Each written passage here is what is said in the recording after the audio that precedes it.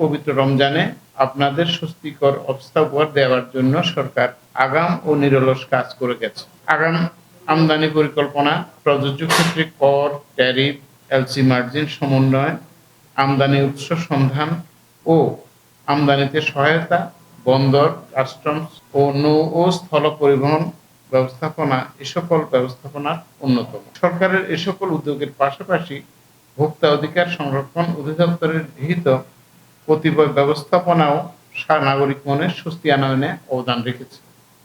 এ সকল ব্যবস্থাপনার মধ্যে রমজান মাস শুরুর 10 দিন আগ থেকেই দেশব্যাপী অভিযানের সংখ্যা দ্বিগুণ করা এবং এর জন্য জেলা প্রশাসকদের আগাম লজিস্টিক ও আর্থিক সমর্থন প্রদান, সকল ধরনের ব্যবসায়ীদের সাথে আগাম মত বিনিময় ও পরামর্শ সভা করা ইত্যাদি ছিল অন্যতম।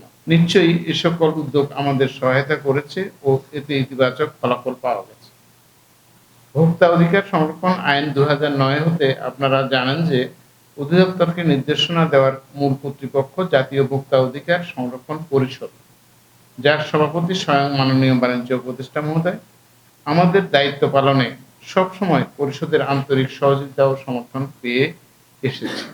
আমাদের গৃহীত প্রধান দুটো উল্লেখযোগ্য কাজ ছিল ক্যাব, সিভিল সোসাইটি নেতৃবৃন্দ ও প্রায় সকল স্তরের ব্যবসায়ী নেতৃবৃন্দের সাথে মত বিনিময় ও পরামর্শ করা। সভাগুলো করি আমরা গত 15 ও 16 জানুয়ারি। আর দ্বিতীয় আরেকটা কাজ ছিল মহানগর সহ সারা দেশে তদারকি কার্যক্রম দ্বিগুণে উন্নীত করা।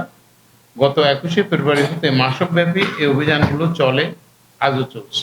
অভিযানগুলো নিয়ে ব্যাপক সাড়া ও প্রতিক্রিয়া পাচ্ছি। আমার মনে হয়েছে ভোক্তা সাধারণ মোটা দাগে তা উপভোগ করছে। দু একটা ভুলভ্রান্তি আমাদের হতে পারে, নিশ্চয়ই দেশবাসী তা ক্ষমা করবে। এই মুহূর্তে আমি ঢাকা মহানগরে ভোক্তাদের স্বার্থে রমজান মাসব্যাপী নিরলসভাবে অভিযান পরিচালনা করছেন তাদের পরিচয় করিয়ে দিতে চাই। এদের মাঝে আছেন সহকারী পরিচালক আব্দুল জব্বার মন্ডল। ঢাকার এই অভিযান নেতৃত্বে ছিলেন ঢাকা বিভাগের উপপরিচালক বিকাশ চন্দ্র দাস। তাদের সবার প্রতি আমি কৃতজ্ঞ। এর সাথে আমাদের অন্যান্য ঢাকা মহানগরের সহকারী পরিচালক অন্যান্য সদস্যরা ছিলেন। এর সাথে সারা দেশে আমাদের প্রতিটা জেলায় সহকারী পরিচালকরা কাজ করেছেন। প্রতিটা বিভাগীয় উপপরিচালকরা অভিযান পরিচালনা করেছেন। তার অতিরিক্ত জেলা প্রশাসককে যে আমরা পরিষদের অংশ হিসাবে দায়িত্ব প্রদান করে থাকি, সে দায়িত্ব ওনারা করেছেন। তার অতিরিক্ত হিসাবে প্রতিটা জেলায় একটি করে অতিরিক্ত টিম পরিচালনার জন্য আমরা নির্দেশনা দিয়েছিলাম। তার লজিস্টিক বা ফাইন্যান্সিয়াল সাপোর্ট দিয়েছিলাম, সেটাও কাজ করেছে বলে আমরা মনে করি। আপনারা দেখেছেন এ সকল কাজ করতে গিয়ে আমরা মহানগর এবং দেশের বাজার ও বিপণী বিতানসমূহে খুচরা ও পাইকারি দোকান, আড়তে, শপিং মল ও মেগা মলগুলোতে, শোরুম সমূহে এবং যাত্রী পথে যাত্রাপথ নির্বিঘ্ন করতে বাস স্টেশন ও টিকিট কাউন্টার সমূহে নিরলস ও নিয়মিত অভিযান পরিচালনা করছি এবং করে চলছি। আমি মনে করি অধিদপ্তরের এ সকল কাজের ফলে এবারের রোজা ভোক্তা সাধারণ তুলনামূলকভাবে অনেকটা নির্বিঘ্নে ও স্বস্তিতে কাটাতে পারছে। এবার নাগরিকদের অবগতির জন্য জানাচ্ছি, আমাদের প্রত্যাশা রোজার বাকি দিনগুলো ও ঈদ উল ফিতর আমরা সকলে আনন্দের সাথে উদযাপন করতে পারি। আবারও দেশবাসীকে ঈদ মোবারক। আপনাদের অবগতির জন্য আমি আরো জানাতে চাই, রমজান ও ঈদ উল ফিতরকে নির্বিঘ্ন করতে আমাদের দেশব্যাপী 1661টি অভিযান এবং 3250টি প্রতিষ্ঠানকে জরিমানা করতে হয়েছে, যার পরিমাণ 2,67,00,000 টাকার মতো। দণ্ড বা জরিমানা আদৌ আনন্দদায়ক কোনো ঘটনা নয়।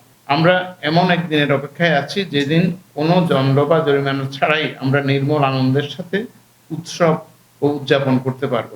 আসুন তেমন একটি দেশ নির্মাণ করতে আমরা লেগে যাই। আমরা জানি সরকারি কর্মচারী হিসাবে জনগণের সম্পদের প্রতি অধিকতর দায়বদ্ধতা নিয়ে আমাদের কাজ করা উচিত এবং আমরা সেই চেতনা নিয়ে কাজ করে যাচ্ছি। এতে আপনাদেরও সহযোগিতার প্রয়োজন হবে। সবাইকে সবশেষে ধন্যবাদ।